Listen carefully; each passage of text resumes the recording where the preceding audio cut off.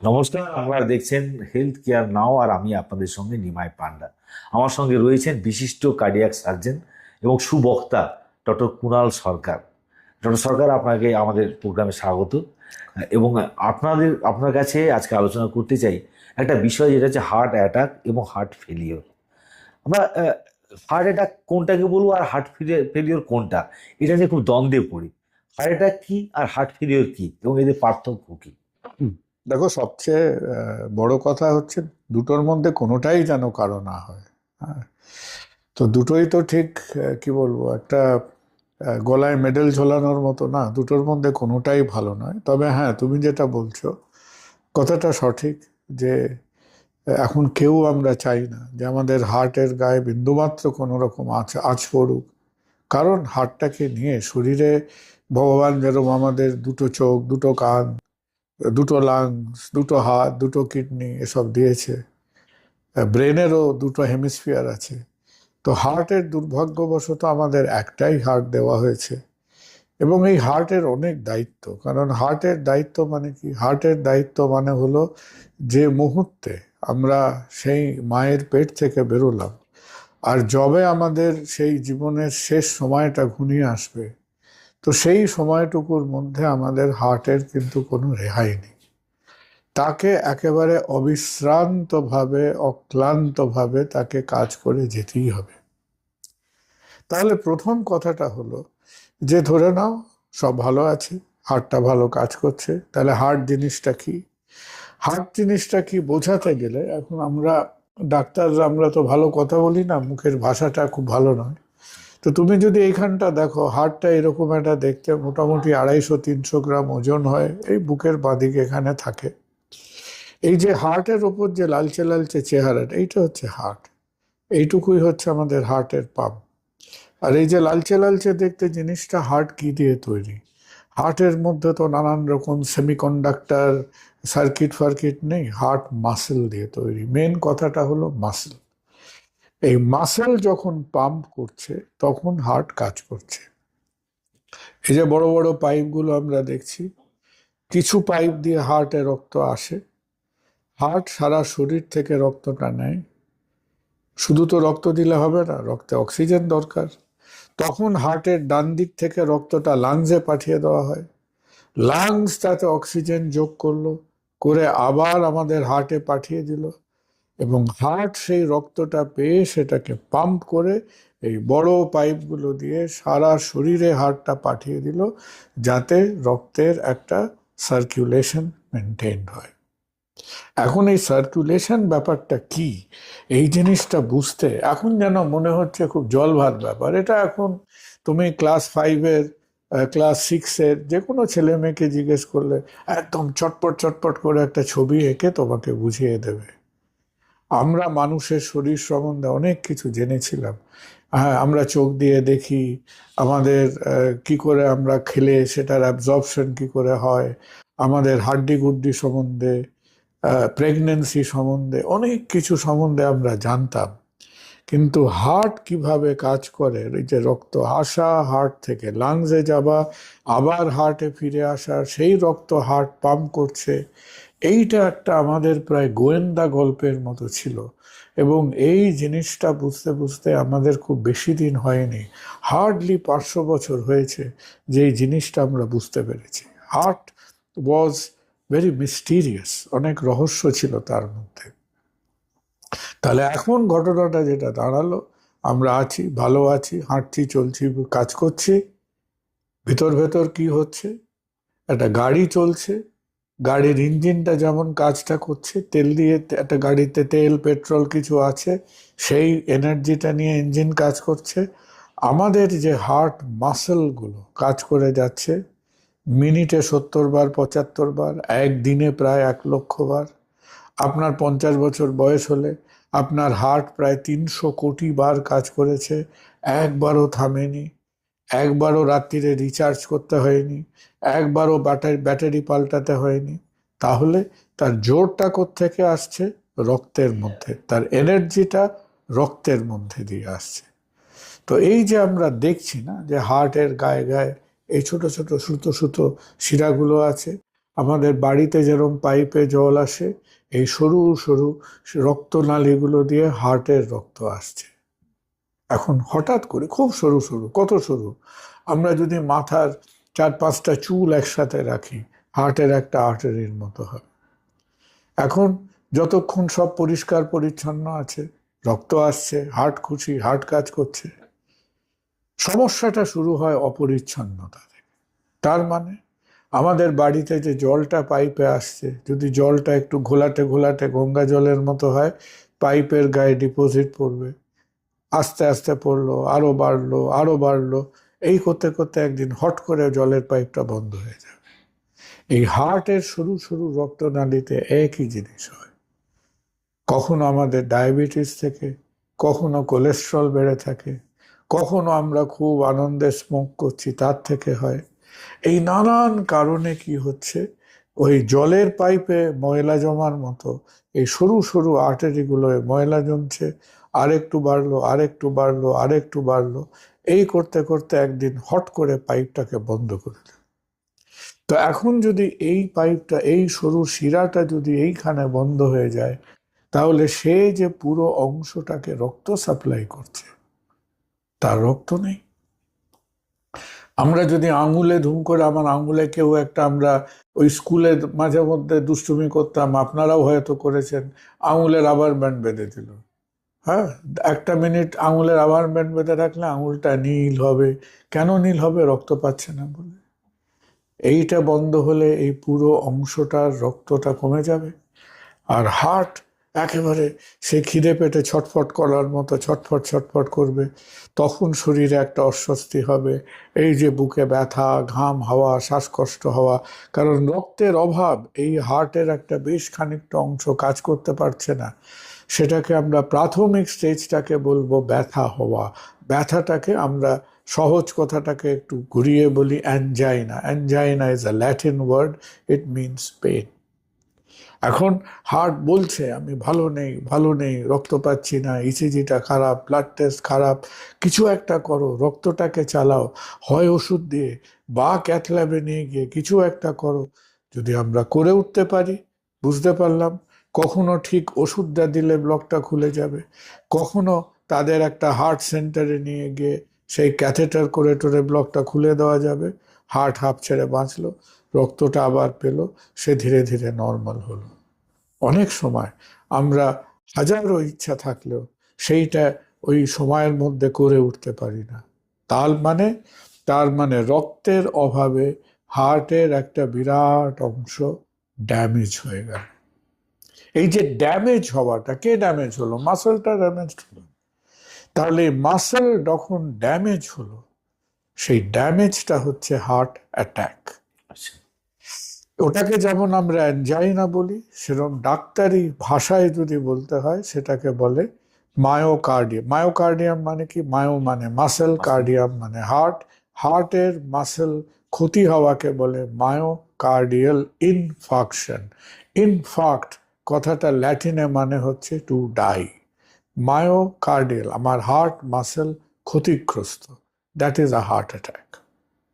এবার heart attack হয়েছে, খানিকক্ষণ আমাকে খুব অসুস্থ হয়ে গেলাম, ঘামলাম, বুকে ব্যথা হলো, বিচ্ছিরি লাগলো, ব্লাড প্রেশার ফল করলো, তারও কিছুটা চিকিৎসা আছে। এবার হার্ট অ্যাটাক হয়ে যাবার পর কি হলো? মাসেলটা দুর্বল হয়ে গেল। মাসেল দুর্বল হওয়ার মানে কি? কেবল যে আমি একটা ছবি এঁকে একটা কালো রঙের মাসেল করে দেবো তা তো নয়। আমার হার্টের কাজ করার ক্ষমতাটা কমে গেল। আপনি স্বাভাবিক কিরম করে হাঁটি? আমাদের দুটো পা আছে, দুটো পাকে আমরা ব্যবহার করে, তার মাসেলকে ব্যবহার করে স্বাভাবিক আমরা হাঁটাচলা করি, উই ওয়াক। এবার আমার একটা হাঁটু মচকে গেছে, আমি তো দুটো পাকে সমান জোরে এক্সারসাইজ করতে পারছি না, আমি কোনো মতে যেন একটু খুঁড়িয়ে খুঁড়িয়ে খুঁড়িয়ে খুঁড়িয়ে হাঁটছি, উইকলি হাঁটছি, দুর্বলভাবে হাঁটছি, দ্যাট ইজ হার্ট ফেলিয়ার। যেখানে মাসেলের কাজ করার ক্ষমতাটা কমে যায়, উইকনেস, সেটা হচ্ছে হার্ট ফেলিয়ার। হ্যাঁ, হঠাৎ আমার ঘাড়ে কেউ এসে ধুম করে একটা 20 কিলো ওজন দিয়ে চলে গেল, আমি কিছুক্ষণ রাখতে পারলাম, আমার সেই লোডটাকে ক্যারি করার ক্ষমতা নেই, তাহলে সেটা হচ্ছে আমার লোড বেয়ারিং ফেলিয়ার। তাহলে হার্টের মাসেল যদি দুর্বল হয়ে পড়ে, হার্ট এই যে তার কি কাজ, তাকে ভগবান কি, প্রকৃতি তাকে কি কাজ দিয়েছে? বলেছে বাছাধন, তুমি মিনিটে 5 লিটার রক্ত পাম্প করো, তোমাকে আমি রক্তের সাপ্লাই দেবো, সবকিছু দেবো, তুমি মিনিটে 5 লিটার রক্ত পাম্প করো। তখন ওই খুঁড়িয়ে চলার মতো তার পাম্পিং ক্ষমতাটা কমে গেলে আমরা কি বোধ করব? হার্ট ফেলিয়ারের যখন অ্যানজাইনা হয় তার মেন সিমটম হচ্ছে ব্যথা। যখন হার্ট ফেলিয়ার হয় উইকনেস থেকে, হার্ট মাসেল উইকনেস থেকে, তার মেন সিমটম হচ্ছে শ্বাসকষ্ট। আর তখন সেটা আরো বাড়তে থাকে, হার্ট উইক হয়ে গেছে, সারা শরীরের রক্ত হার্টে এসে জমে ডান দিকে, সে রক্তটাকে অত সহজে নিতে পারছে না, পা ফুলতে শুরু করবে। পা ফোলা, শ্বাসকষ্ট, এগুলো হচ্ছে সাইনস অফ হার্ট ফেলিয়ার। একটা কথা আমাদের মাথায় একটু রাখতে হবে, যে আমরা হয়তো একটু সিম্পল করে বললাম যে হার্ট অ্যাটাক হলো, মাসেল ড্যামেজ হলো, সেই মাসেলটা ক্রমাগত উইক হতে শুরু করলো, কারেক্ট। যাদের হার্ট মাসেল উইকনেস হয় তাদের হয়তো 60% কেসে ওই রক্ত নেই বলে ড্যামেজ হয়েছে তার জন্যে উইক হবে। কিন্তু আরও কিছু কিছু কারণ আছে, যেখানে রক্ত সাপ্লাই নর্মাল থাকে তাও মাসেলগুলো উইক হতে পারে। কেন হয়? কিছু কিছু হয় মাসেলগুলো নিজের থেকেই যেন আর কাজ করতে চায় না, কার্ডিওমায়োপ্যাথি বলা হয়। অনেক সময় আমাদের হার্টের মধ্যে, বাড়িতে যেরকম দরজা আছে, হার্টের মধ্যে কতগুলো ভ্যালভের মতো দরজা আছে, ভ্যালভিউলার হার্ট ডিজিজ হলে সে তার ধাক্কাটা হার্টটা অনেক দিন ধরে সহ্য করতে করতে তারপর সে উইক হয়ে পড়ে। তাহলে হার্ট ফেলিয়ার কথাটার মানে হলো হার্টের পাম্পিং উইকনেস। হার্ট অ্যাটাকের পরে হতে পারে, ভ্যালভের প্রবলেমে হতে পারে, সবকিছু ঠিক আছে তাও মাসেলটা কাজ করছে না, তাও হতে পারে। বাচ্চাদের হয়, যারা ধরো জন্মগত কার্ডিয়াক ডিফেক্ট হয়, বিভিন্ন হার্টের মধ্যে ফুটো ফাটা গন্ডগোল আছে, সে বেচারাদেরও হার্টটা উইক হয়। আর হার্ট অ্যাটাক সাধারণত হলো যেখানে রক্তের অভাবে হার্ট মাসেলটা ড্যামেজড হলো। আর দুটো হ্যাঁ, চিকিৎসা। দেখো দুটোর ক্ষেত্রেই বলবো আমরা যে যেটা আমরা একটা অশান্তিতে বা অস্বস্তিতে আছি, যে আমাদের যদি ধরে নাও একটা ঘরে যদি 100 জন লোককে রাখো, যার মোটামুটি বয়স, পুরুষ বা মহিলা, যাদের মোটামুটি বয়স 40 বছরের উপরে, তাহলে আমরা কিন্তু একটু ভয়ে ভয়ে থাকবো। কারণ ভারতবর্ষে একটা ঘরে 100 জন লোক বসে থাকা মানে তার মধ্যে প্রায় 30 জন ডায়াবেটিক, তাদের মধ্যে প্রায় 40 জনের ব্লাড প্রেশার বেশি থাকবে, আর তাদেরই মধ্যে প্রায় 15 থেকে 20 জন থাকবে যাদের অল্প বিস্তর এই হার্টের ব্লাড সাপ্লাইয়ের প্রবলেম বা ইস্কিমিয়া মানে রক্তের অভাব, ইস্কিমিক হার্ট প্রবলেম শুরু হয়ে গেছে। তো আমাদের অশান্তিটা কোথায়? যে আমরা এখন জানছি, বুঝছি, ডায়াগনোসিস কি করে করতে হবে, সেটা খানিকটা আমরা রপ্ত করতে পেরে, সেটা খানিকটা আমরা হয়তো রপ্ত করতে পেরেছি, কিন্তু এখনো আমরা যে সবাইকে, হ্যাঁ, আমরা যে সবাইকে বলে বলে বলে বলে জিনিসটার প্রাদুর্ভাবটা কমাতে পারবো। হ্যাঁ, এই যে 40 বছর বয়স হয়ে গেলে প্রায় 15% লোকের হবে, আমরা তো চাইছি সেটা দেখতে, যেটা 15 থেকে কমে 12 হোক, 12টা কমে 10 হোক, অর্থাৎ এত লোক যে আজকে হার্টের সমস্যায় সাফার করবেন, এটা কি কারো দেখতে ভালো লাগছে? কিন্তু খেয়াল রাখতে হবে এখনো আমরা সেই স্টেজে আসতে পারিনি।